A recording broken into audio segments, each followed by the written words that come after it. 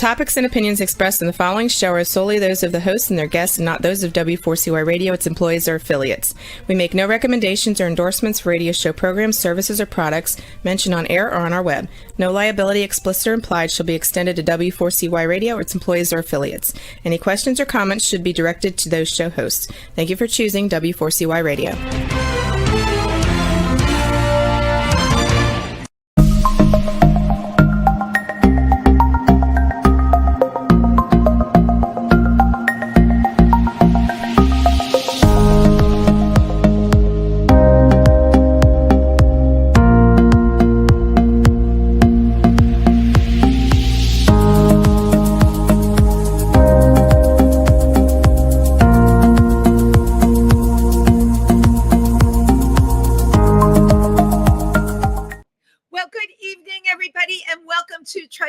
Talk. I'm Wendy Stewart, your host with the most every Wednesday, and always happy to spend my Wednesday night with all of you. I hope you're all having a really great week. I'm loving the fall. I know I told you a million times, I really am a summer girl. I'm all about the sunshine and dyed blonde hair and scantily clad clothes. I'm just kidding. But I love the fall. And the fall is so busy. That's one of the reasons I love it. There have been so many events going on. And I want to give a shout out. I went on a party cruise on Sunday that left from Manhattan, given by a company called Brut, B-R-U-T, with 2 dots over the U. I found this on Facebook, and I didn't know anything about them. Obviously, I'm not in that loop. Well, yeah, I'm not in that loop because there were only 4 women on the boat. But the music was just unbelievable. The DJs were Abel and Dan Darlington, and anyone who knows me knows I love to dance, and I often go out and the music is just like, and I leave the dance floor thinking, is that all there is? This completely did it for me. I danced for 4 hours straight with some of the most handsome men on the face of the earth, not wearing a lot of clothes. No, they had some clothes on. All right. Anyway, moving right along, I had a great time on the Brut cruise. And then, of course, I Googled them and found out that they have Palm Springs coming up. They have a new party happening in Houston. And it was really, really so much fun. So speaking of fun, we're coming to you here from New York tonight, but you all know I'm part of Triversity, the LGBTQ Center in Milford, Pennsylvania. And here's what we have coming up. Our Fall Foliage Festival in Port Jervis, New York, is going to be on this Sunday, and the hours are from 10 to 5, and Triversity will have a table there. And you can personally come by and say hi to me. Please do.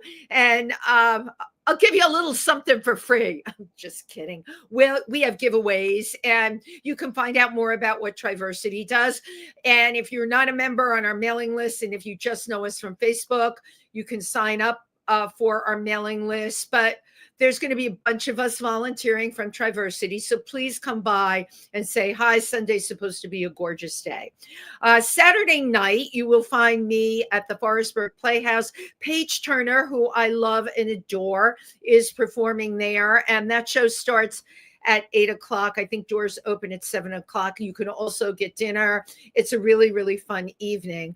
Prior to that, Catskill Pride is giving their afternoon tea dance from 3 to 6. So again, this is Sullivan County. Triversity is in Pike County. We're real close to each other. And if you're finding yourself in the tri-state, upstate area, we have a whole lot going on.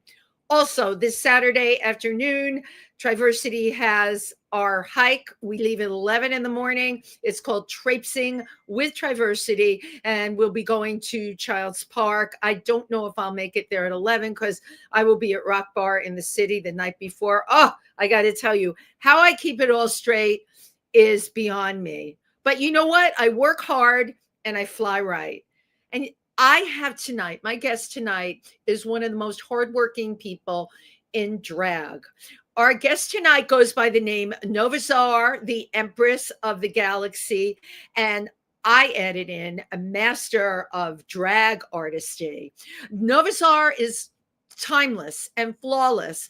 A little bit Leigh Bowery, a little bit Boy George, with a smattering of the 80s in there. Novaczar also has a weekly show. Her own show is at the Duplex, which is so great because we met, it was a couple of years ago. And I love when someone has a vision and they're able to make their vision come true.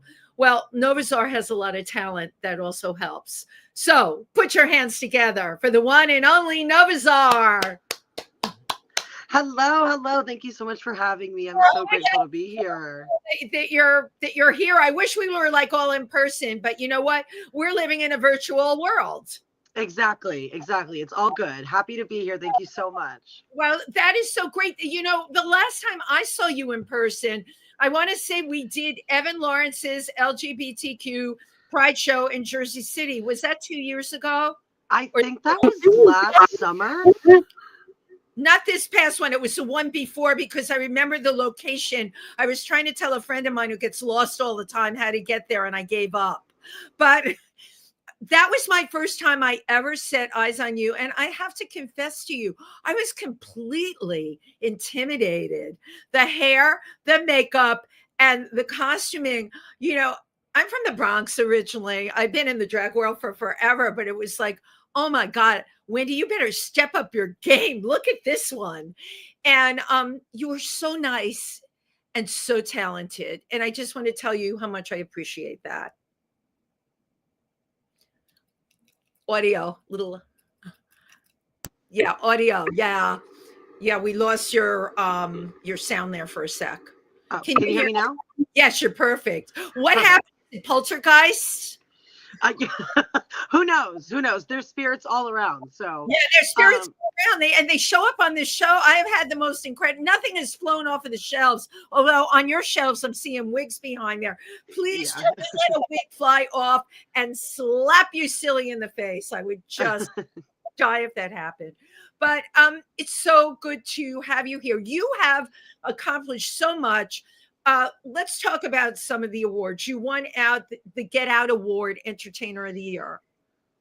Yes, I sure did. That was such a surprise to me. And so it's just like a lovely accomplishment that happened that I didn't even know was in my radar or something that could even happen for me. And I remember that night, and I didn't even know that I was nominated. I didn't know about the award show. Like, I knew what the Get Out awards were, and I know about the magazine, but I was so like locked into my own world that it wasn't something that I was paying attention to.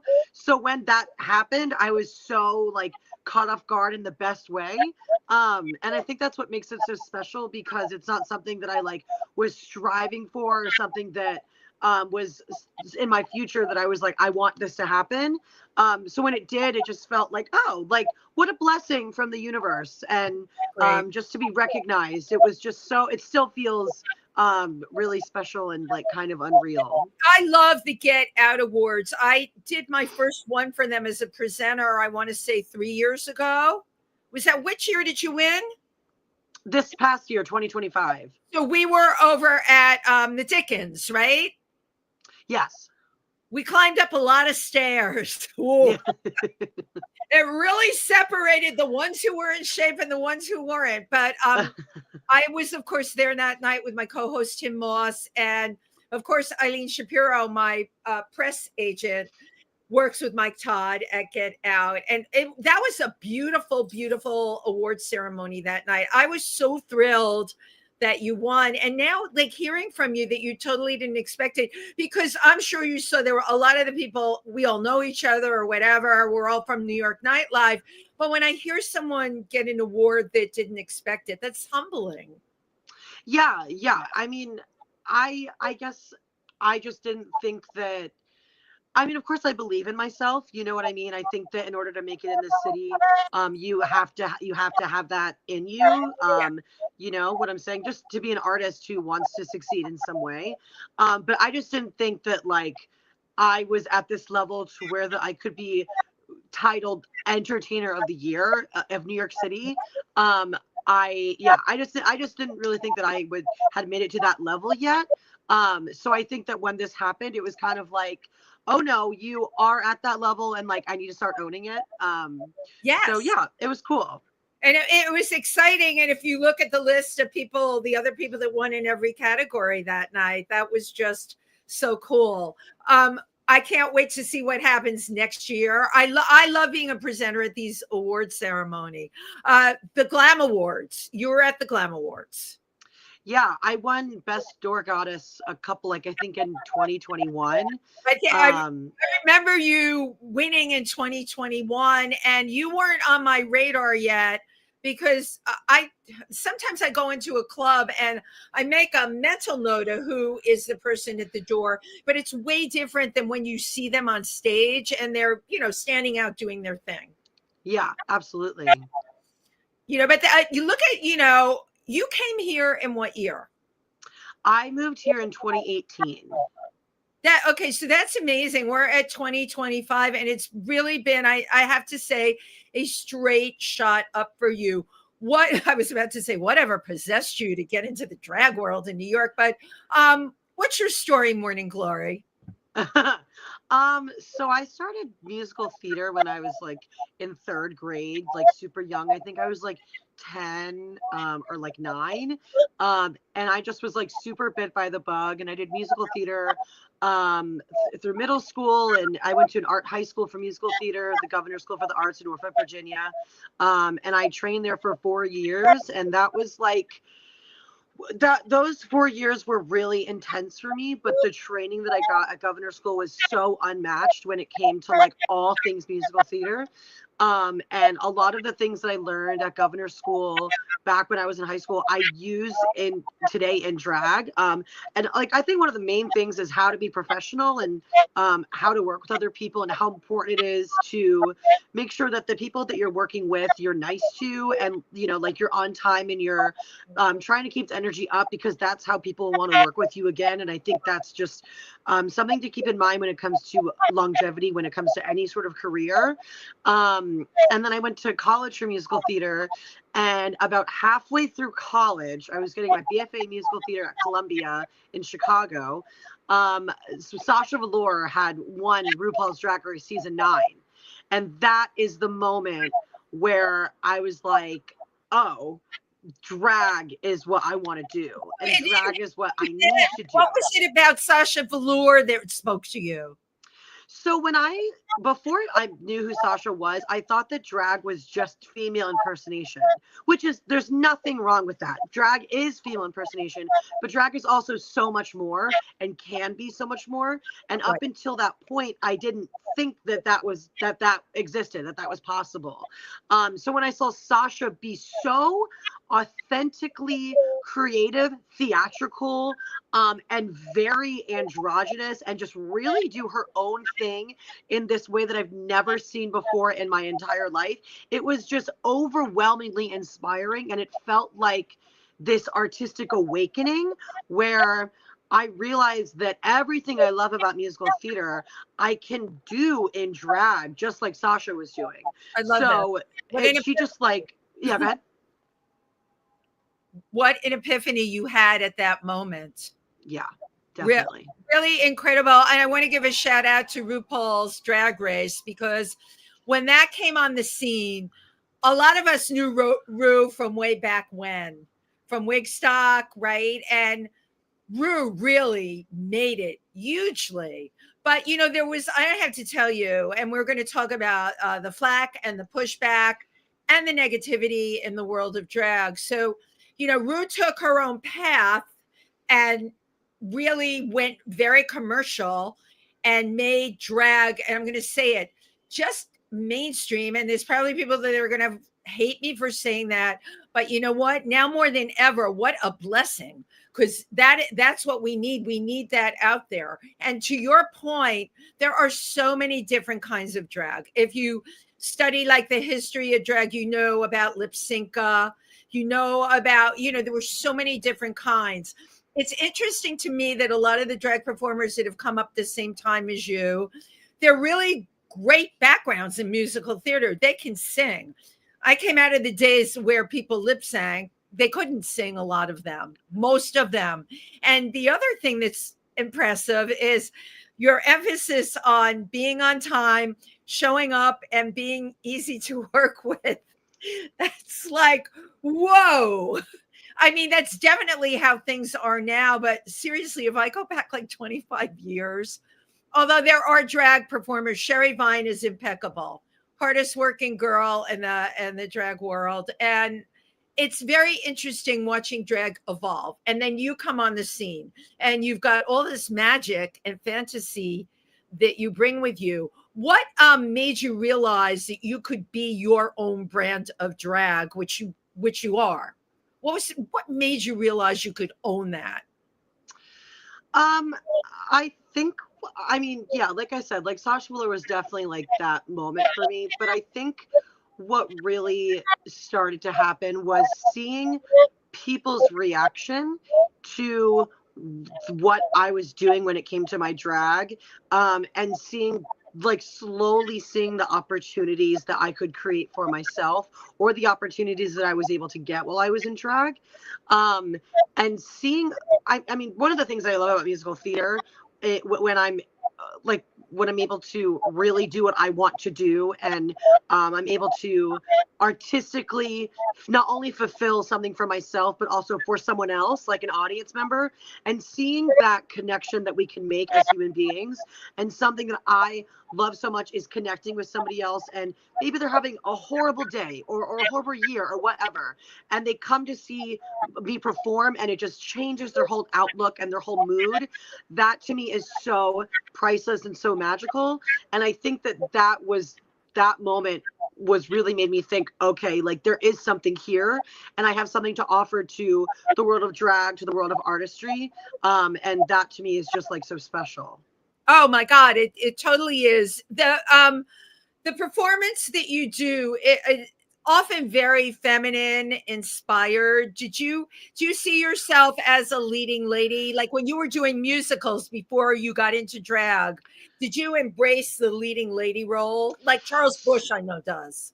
Yeah, so you could not be more spot on.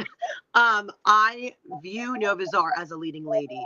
And when I was doing musical theater, I was told by men in power, by directors, by producers, by casting directors, you are not a woman. And even to this day, I get in arguments with teachers and with other drag queens, and they say, you are not a woman. You don't know what it's like to be a woman. Therefore, you should not be singing or trying to act like a woman in, commercial musical theater, which breaks my heart, because first of all, it is called acting for a reason. Thank you. There is in no way am I trying to take away roles or opportunities from women. I just think that me as a non-binary person should have a place to be able to take a whack at what women are able to do. And so that's another reason why I started drag, and something that I loved about Sasha, because I view Sasha as a leading woman, but Sasha was able to twist it in her own way and make it marketable. And so that was inspiring to me, because I was like, oh, like if I want to be Elphaba, from Wicked in drag, and I can sing it and I can act it and really pay homage to it and not like make a mockery of it, then why not? And I just realized that in drag, people might try and stop me, but it comes so naturally to me that I've kind of gained this certain amount of strength in order to say, well, screw you. That's not, it might not work for you, but it works for me, and other people believe in it too, Oh, absolutely. And, we're talking about playing a role here, right? I just saw the show Gallus at the Little Island. Do you know about that show? It's based on Maria Callas. I don't think so. It was amazing. And of course, the lead was male, playing Maria Callas. Every single role in that was cast against gender. It was, the talent would have blown you away. They could all sing opera through the roof. And it made for such an entertaining, not making fun of, but entertaining show.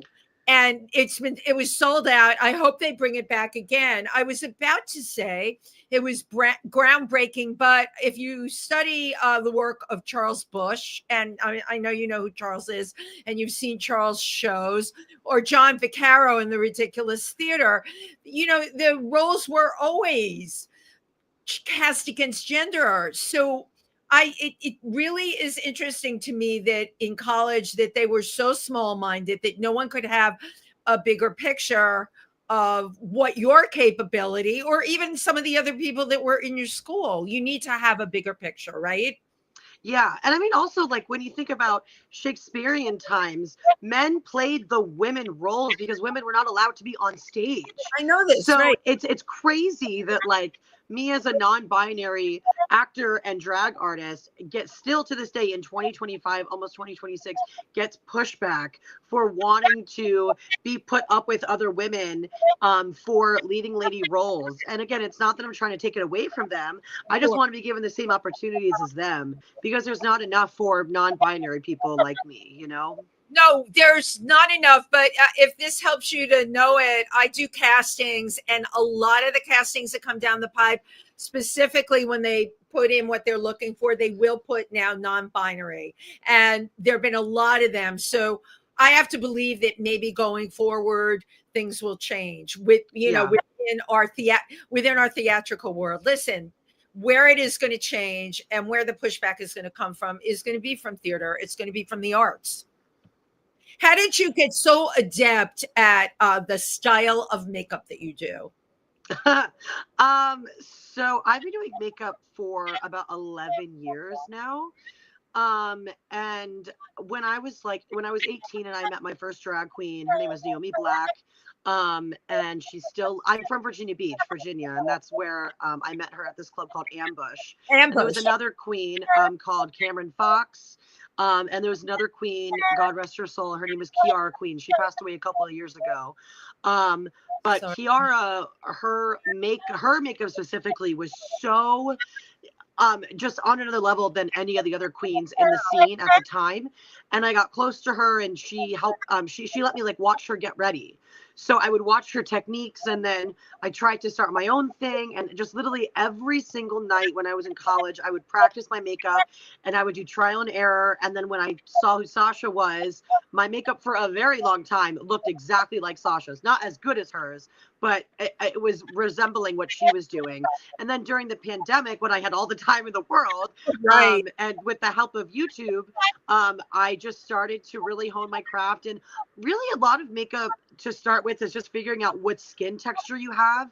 Is it oily? Is it dry? And making sure that you know what products to use that will be copacetic with your skin to make sure that it works well for you. And then just practice. I know that sounds so cliche, but it's true. No, it does, because, you know, I went into your Instagram and I just started looking at all the different looks that you can do. It's really amazing to me. It's impressive that you could learn that from a YouTube video.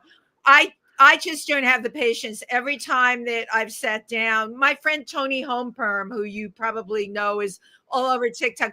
Tony Homeperm does incredible looks and, you know, does them on TikTok. And I just don't have the patience. I look at what you do, and it looks like you stood in front of an airbrush and everything just flew Oh on my your God. face perfectly and just landed exactly where it's supposed to.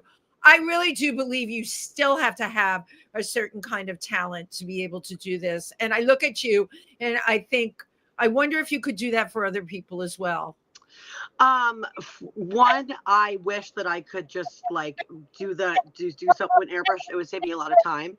But I have done makeup for other people. It's a different skill, though, I will say. I think if, like, you know, like I said, like with the makeup that I do on myself, like I've done it for 11 years, and it's just, at this Yeah. point, it's muscle memory. Yeah. So I think that if I really tried to, like, do it on other people and I did it for long enough, I'm sure I could master it on some level. But it's not something that I'm, like, actively pursuing, but I have done it. I did a professional production of A Christmas Carol last year in Virginia Beach with one of my old directors, and I did the makeup for the Ghost of Christmas Past. And that was so special for me because it felt like I was able to not only give back to my community, but also, like, do something in theater without being on stage, but still combine what I love that I do today. So yeah, who knows what the future holds? But it's cool that, like, I have that in my wheelhouse if for whatever reason that was to come up in the future. Really a huge talent that you've been blessed with, and I love looking at pictures of you because every single one is different. They're all like paintings, and I'm like, oh, Novaczar needs to do a coffee table book. I'm big on coffee table books. You have to know that. But with each and every look, and then the how to, I would love to see that. So I want to show your current show that you sent me the video for is at the Duplex every Wednesday night. Yes. And it's called Unseen, a cabaret of love, hope, and survival. Oh, there's going to be a lot of questions after this. Juan, could you please play the video for us? Thank you.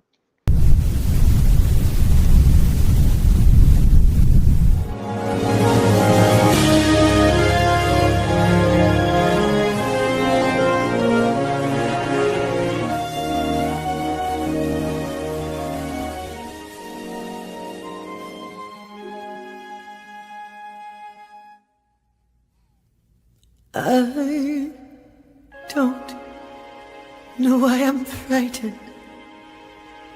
I know my way around here.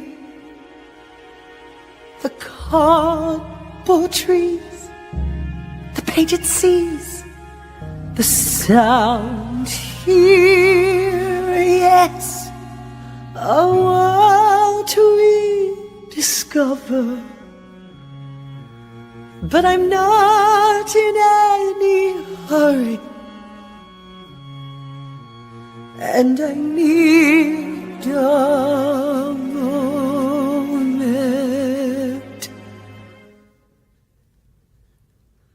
The whispered conversations in overcrowded hallways, the atmosphere is thrilling here as always. Feel the early morning madness. Feel the magic in love making. Why everything's as if we never said goodbye. I've spent so many mornings just trying to resist you. I'm trembling now. You can't know how I've missed you. Missed the fairy tale adventure in this ever-spinning playground. We were young together. I'm coming out of makeup. The light's already burning.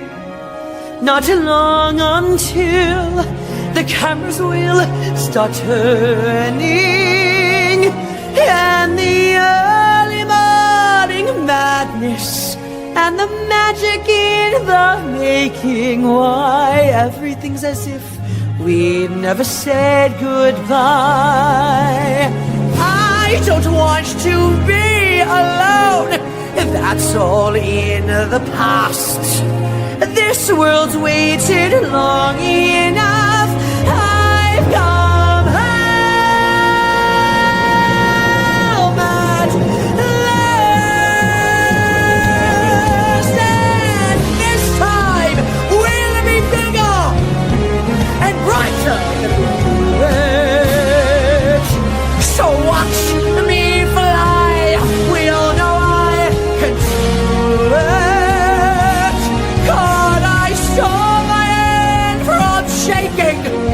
Has there ever been a moment with so much to live for? The whisper conversations and overcrowded hallways. So much to say, not just today, but always. We'll have early morning madness. We'll have magic in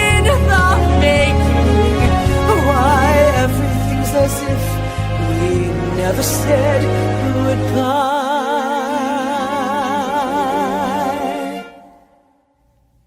Yes, everything's as if we never said goodbye.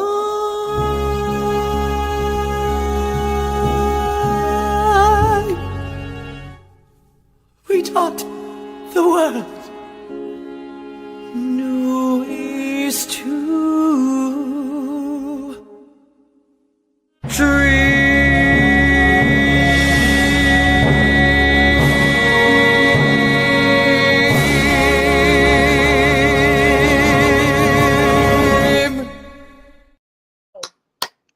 Just incredible. Every moment, every nuance, every emotion. Absolutely beautiful. Thank you so much. Thank you. I have so many questions. How did you put this show together? Obviously, you thought, but this video that I just saw, it's just absolutely riveting. You can't take your eyes off of you for 1 minute. Tell me who you worked with on this, or if a lot of this was you directing it.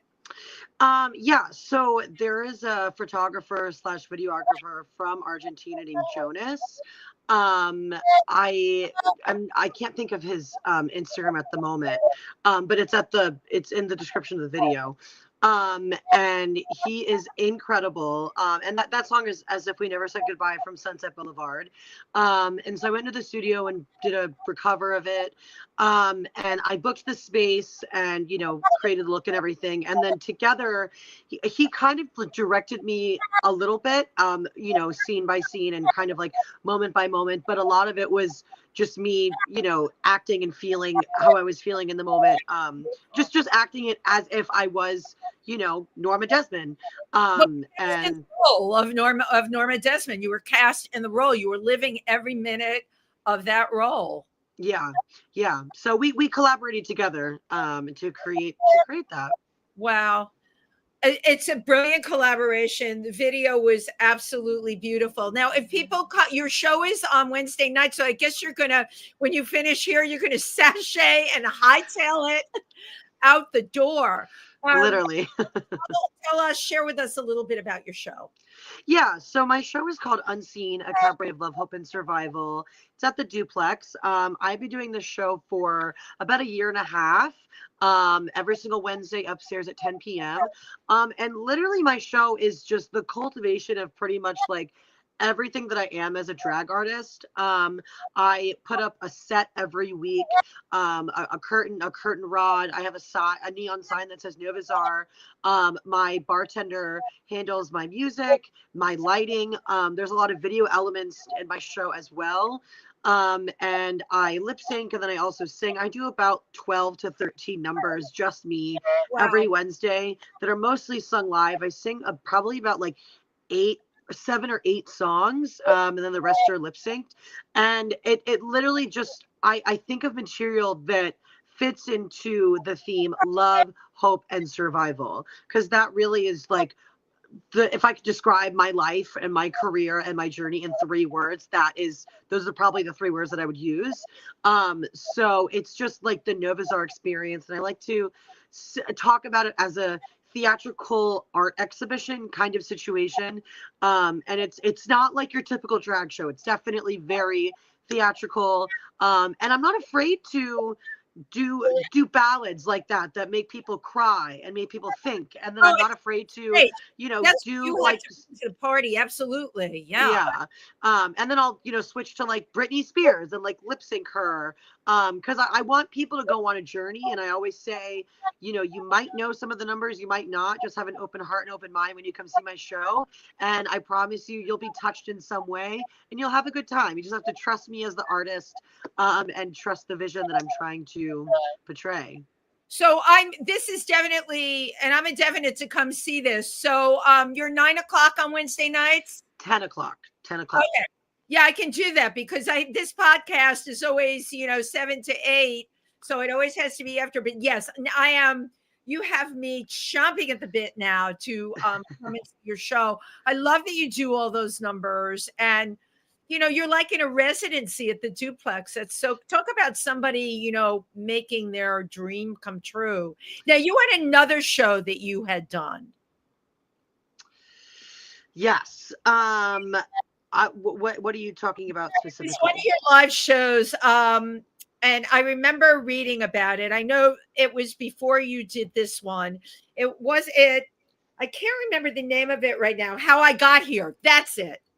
Oh my gosh, yes, that was so long ago. Bury that? I don't know. Like, I couldn't come up with the name, and you couldn't remember doing it. Yeah, I was like, oh, that was I think in 2019. Yeah, that was when I first got to New York City, and I just was super ambitious and just I basically did like a tour of the boroughs, and I asked like bars in Manhattan, in Brooklyn, and in Queens if I could use their space to put on a cabaret, kind of like what I do now, which is really interesting. I forgot about that. That's wild.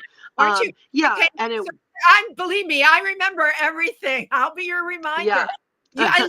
You just came here and you had, I'm going to put on a cabaret. Isn't that amazing?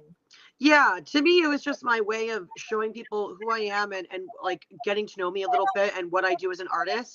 And I've definitely like, now that it's, years later, I've really refined the material that I do and like the shows that I put on.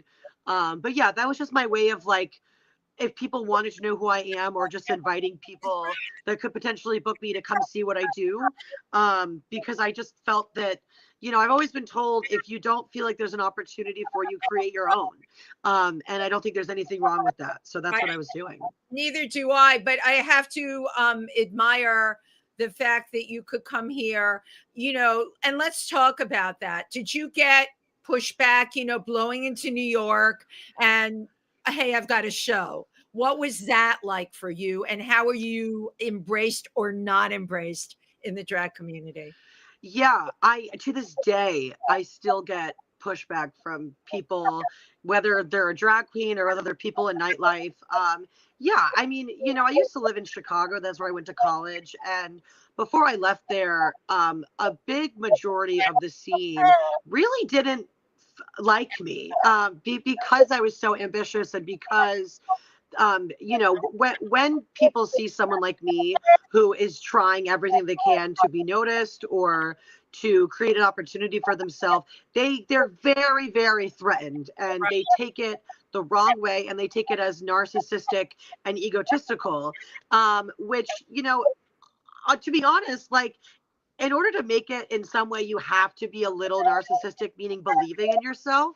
Well, you have to believe in yourself, and look at you, do the work. If anyone thinks you don't, a lot of people I've met, and I'm not going to name names, but I know the best people. But I see there's other people I've met that call themselves drag artists or drag performers, and their minions get around them and say, oh, they're so fabulous. That makes me insane, because I know you do the work, and it's really hard.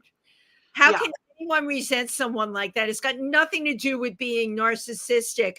And I guess you could say ego plays a part in it, because you want to push yourself forward. But what are you supposed to do? Just sit there and wait to be discovered? Nobody. Well, that's what they would prefer. They would prefer someone like me to not to either leave the city, or instead their tactics are, let me find the most minute thing about them, and then maybe stretch it and blow it up so that we can use it against them, so that we can make sure that they are canceled in some way. People get really creative these days, and especially with, the presence of social media and that sort of thing. But I've been through pretty much all of it. I've been called some of the worst things you could possibly call someone. And I'm still here. I still have my duplex show. I still win awards. I still get opportunities like this. So, I am a human being, and I'm incredibly sensitive. Yeah. And those situations happen sometimes just out of left field and like out of nowhere, and that's when it really kind of throws me off guard. But I have a great therapist, Right. And I also Ask, do like, what do you ketamine. do to be able to move past this? Because you have every right to go for whatever you want to go for. And you're right. The fact that I read stuff on social media, people will put up things about other people, and often Novaczar, it's people we know that put it up there. And I'm like, don't write that. Please just don't write that. I don't want to open up my feed and see that. To me, there is absolutely no reason to do that. Yeah, I mean, honestly, I think keeping good people around you Absolutely. that really, really love you and really believe in you and are going to be there for you when you're having those really low moments and those, as I like to call them, mental spirals because of, the BS that people post or say or do in the scene. And just remember that what you put out is what you're going to get back. So if you are putting out negativity, it's going to come back to you. And if as much as it hurts that, I've been through so much when it comes to this kind of topic, I am trying to learn. It's not easy, but I'm trying to learn that I've made it this far for a reason. And I think that something I realized recently that I'm trying to implement in my everyday to day life is that if you can get through the rip currents and the drama and the static of the real world, it's going to make you stronger. And the more that you're able to handle it in the best possible, most mature way, it's going to push you more towards the smooth waters, and it'll just be smooth. And so that's where I'm trying to get to as an artist and just as a human being. Well, just as an artist, there will always be things that happen, right? Like, I'm not even talking about the shade from other people. I'm talking about the show that you get into where you are cast and it closes after 2 weeks. Exactly. That's going to be there. Okay, Yeah. that's good. So we don't need the shade is the distractions and the jealousy, and it's ugly, and we just I put my horse blinders on, I stick my fingers in my ear and I go la la la la la la la, and I can't listen to it because it's non-productive. You surround yourself, and I know you do now, with really positive people that are going to give you energy. Okay, that are going to appreciate your artistry and appreciate you and be your friend when you do need a shoulder to cry on. We all need a shoulder to cry on. Yeah, exactly. Yeah. And just remembering that right now, specifically, like the world's on fire, like literally we are going through some really treacherous times. And I posted this the other day that nobody is interested in like loving each other right now. And I think that's what we're missing.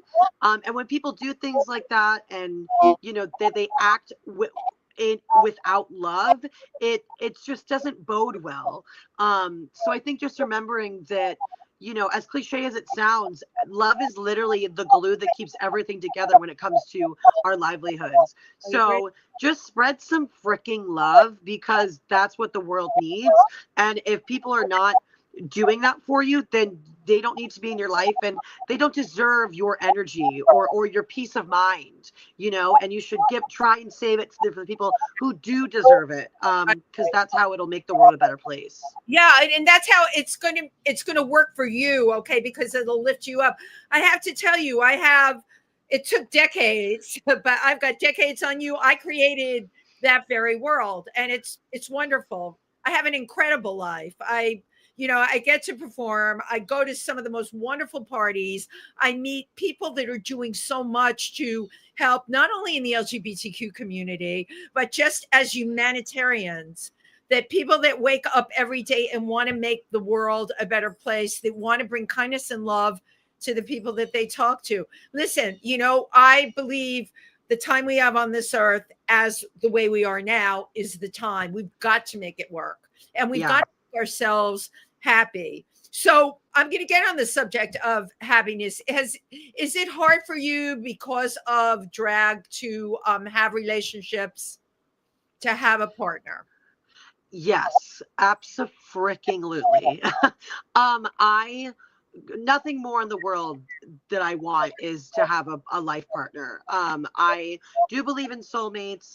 And especially because I'm a queen, it's really difficult because I find that my drag persona is beautiful and is attractive. And I think that oftentimes when I'm out and about, people question their sexuality when they're around me. And there's something about the energy that I give off when I'm in drag that is attractive, and people want that, and they're attracted to that.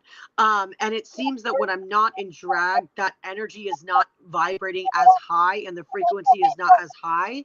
Yeah. So it's like the illusion is kind of ruined for these people that might be super interested in me in drag versus out of drag. But I've realized that the right person for me will be able to love me in drag and out of drag, and also realize that Noah, the person underneath my drag persona, is creating Novaczar. And if it wasn't for Noah, Novaczar wouldn't be able to exist. So, I mean, of course, New York City is such a hard city to date in, Yes, it is. but I'm not giving up hope. Right. No. Oh my God. You're so young. You can't give up hope. But whoever becomes your partner has to understand that Noah and Novaczar are the same person. Yeah. Novaczar is a part of Noah. Okay. If you will, the gilded lily part of Nova. They have to take the whole package. It's funny. I'm listening to what you're saying, and I've heard this from an amazing trans friend of mine, Maria Connor, and her book is called Girl Shock, and definitely read it. And Maria is an amazing pianist. She's writing a musical right now. She works with a lot of the people we know, but I said to her, how did you discover, you were trans? What was it? And it was she calls it Girl Shock because it was Halloween, and she put on full makeup and a woman's outfit, and all of a sudden she was the belle of the ball, and everyone was attracted to her. Whereas, her alter ego, her boy self, it was not the same experience. That's very interesting to me. And I'm going to tell you why, because if you love someone, for me, it's the essence of the person. Like, people ask me on that LGBTQ plus, spectrum, where do I fit in? I could love anyone on there, okay, without labeling myself anything, because it's the essence of the person. It's not some idea that I have in my head of gender. Right. Yeah. And I mean, I'm not on any of the dating apps or anything like that. And it's rare that I go out not in drag, because I'm in drag so often. And when I'm not in drag, I'm usually exhausted from being in drag. So, I mean, that definitely has a part to do with it. Like, you have to be willing and have the energy to put yourself out there, and make sure that you're in a good headspace to invite that kind of energy when you're not in drag.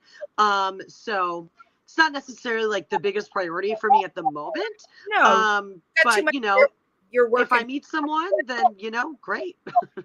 And my producer told me we have 2 minutes left. So I need for you to share with everyone quickly how you got the name Novaczar. Okay. So when I was in elementary school, there was a girl named Nova, and I liked her name so much because my name is Noah out of drag, and I just thought that her name was cooler and similar to mine. So then one day when I was in college, I was walking by Zara, the clothing store, and I just thought to myself, Novaczar. And then I was like, well, people are going to think I just copied the name Zara from the store. That's stupid. So I literally put my hand up and I covered the A at the end of Zara, and I said Novaczar. And it was like lightning flash, the clouds parted, like time stopped. And I realized that Tsar is like a Russian leader, and Nova, space, Empress of the Galaxy. It just happened. And it was like, I've never heard that before. And it's everything right. You are. And it was influenced. The fact that it was influenced by walking past. I have to tell you, I'm in love with this story. How do people find you before we say goodbye? Yes, you can find me on Instagram at Novaczar, Novaczar. It's also my Facebook and my YouTube. And I'm at the Duplex every single Wednesday at 10 p.m. for my solo show. I also work at Rise Bar on Friday and Saturdays in Hell's Kitchen at 11 o'clock as well. Okay, you have been a fabulous guest, and I would have expected nothing less. I want to get some pictures before we go, so here we go.